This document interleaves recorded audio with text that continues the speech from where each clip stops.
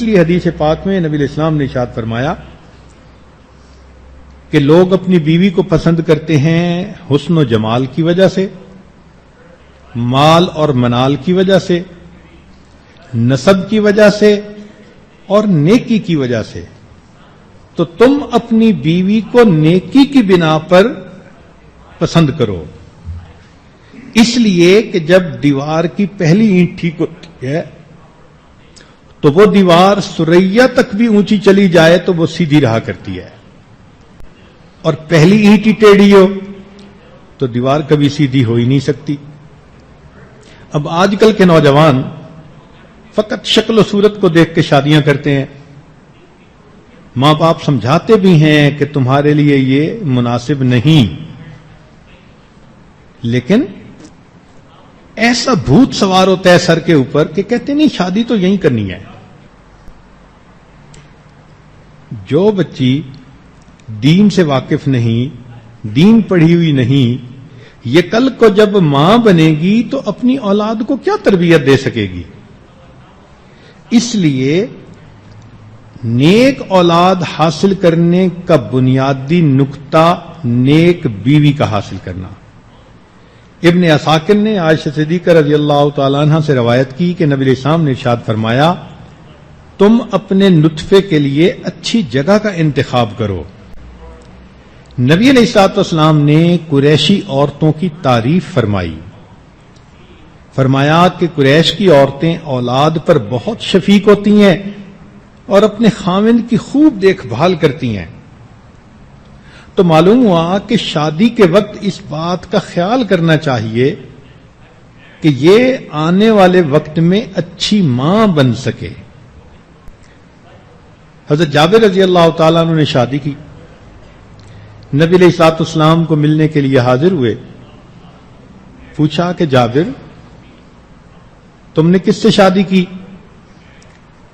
باکرہ سے یا سیبہ سے، یعنی کنواری لڑکی سے یا کسی شادی شدہ عورت سے؟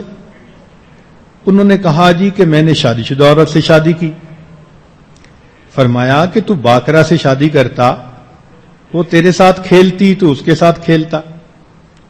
تو انہوں نے آگے سے جواب دیا، اے اللہ کے حبیب صلی اللہ علیہ وسلم، میرے والد کی وفات ہو گئی اور چھوٹی عمر کی میری بہنیں ہیں، اور مجھے اچھا نہیں لگا کہ بہنوں کی عمر کی میں بیوی اپنے گھر لے کے آؤں، میں ایک میچور عورت کو لے کے آیا جو میری بہنوں کا خیال رکھے گی۔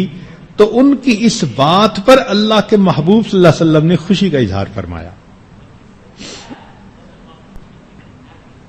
اس لیے جو شخص یہ چاہے کہ اولاد نیک ہو، پہلا قدم یہ کہ وہ نیک بیوی کو ڈھونڈے، پھر اولاد کا نیک بننا آسان ہوگا۔ باپ جتنی مرضی کوشش کر لے، جب تک ماں اس کا ساتھ نہ دے اولاد نیک نہیں بن سکتی۔ خاوند بچوں کو سمجھا سمجھا کے جاتا ہے، یہ کرو یہ کرو، یہ مت کرو یہ مت کرو، اور جب 1 گھنٹے کی نصیحت کر کے گھر سے نکلتا ہے تو پیچھے ماں بچوں کو کہہ دیتی ہے تمہارے باپ کا تو دماغ خراب ہے۔ اس ایک فکرے نے 1 گھنٹے کی وعظ و نصیحت کو دھو کے رکھ دیا، اولاد کیا نیک بنے گی؟ اس لیے پہلا پوائنٹ یہ کہ بیوی نیک ہو۔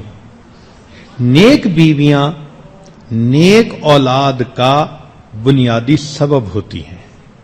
آگے تو ہر ایک کا اپنا نصیب ہوتا ہے، مگر عمومی اصول یہی ہے کہ ماں اگر نیک ہوگی تو وہ اپنی اولاد کو بھی نیکی سکھائے گی۔ اس کی دلیل سن لیجئے۔ 7ویں صدی ہجری میں جب تاتاریوں نے حملہ کیا اور مسلمانوں سے انہوں نے تخت و تاج کو چھین لیا، تو مسلمان اتنے کمزور تھے دفاعی اعتبار سے کہ کچھ بھی نہ کر سکے۔ تاتاریوں نے ان کے گھروں کو لوٹ لیا، ان کی نوجوان لڑکیوں کو اپنی بیویاں بنا لیا اور حکومت کرنے لگ گئے۔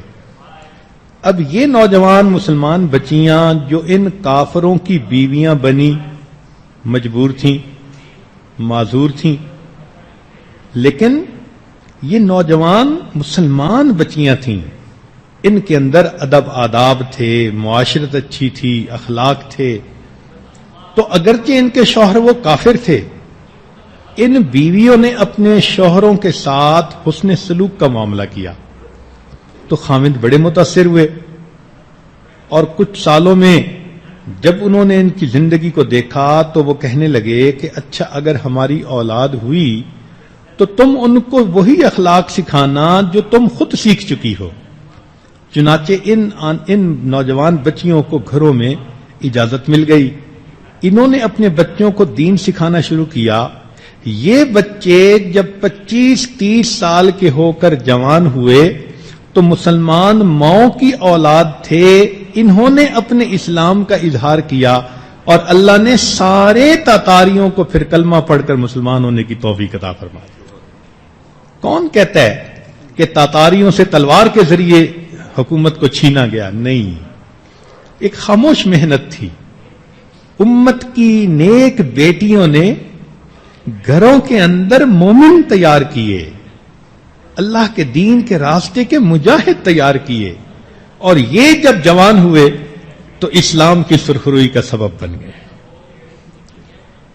اس لیے اللہ تعالی نیک والدین کا دنیا میں بھی لحاظ فرماتے ہیں، آخرت میں بھی لحاظ فرماتے ہیں۔ سورہ کہف کے اندر حضرت خضر علیہ الصلوۃ والسلام نے 2 یتیم بچوں کی دیوار جو گرنے والی تھی اس کو تعمیر کر دیا، اور پھر وجہ یہ بتائی کہ تعمیر اس لیے کیا وَكَانَ أَبُوهُمَا صَالِحًا۔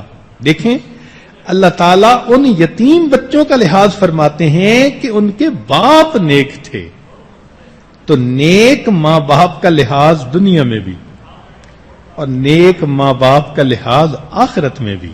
وہ کیسے؟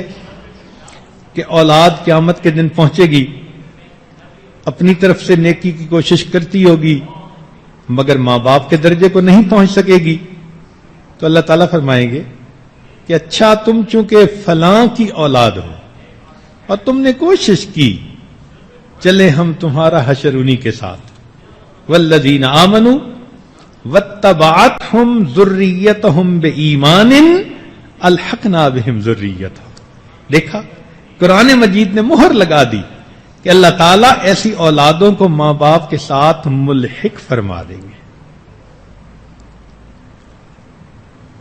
اولاد کے لیے نیک ان کو کیسے بنایا جائے یہ ایک مستقل مضمون ہے، اور